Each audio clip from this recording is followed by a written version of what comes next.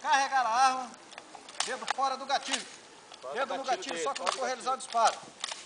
Como é que faz, Buriti, quando tá assim? Trava da corrediça. Quando tá trancado assim, como é que faz? Aquela porra lá tá uma...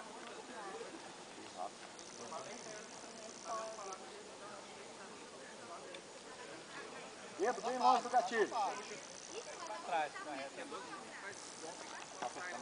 Espera.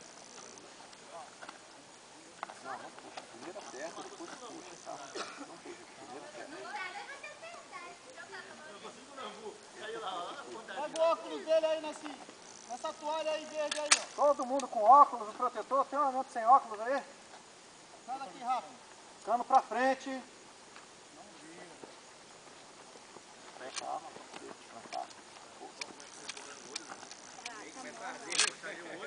Ser com força, não tem problema nenhum não. Tá? Desse jeito, abre mais a perna. Abre bem a perna. Coloca aqui, vai colocar o rosto na coronha agora, mais à frente. Tronco pra frente, esse aqui, ó, senão não vai acertar o fio. Tronco pra frente, um pouquinho. Atenção, atiradores no silvio de apito.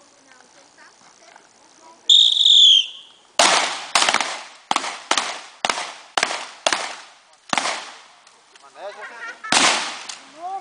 Isso, puxa, dedo fora do gatilho, puxa a telha pra trás, puxa a telha pra trás, dedo fora do gatilho, não precisa. Com força.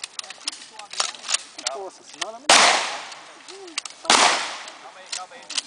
Deixa no chão.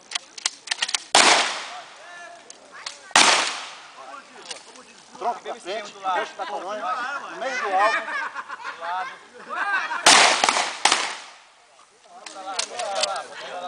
Calma aí.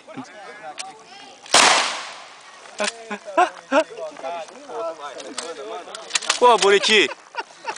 Eita, sabe de fenda aí? Comprida? Tá doida?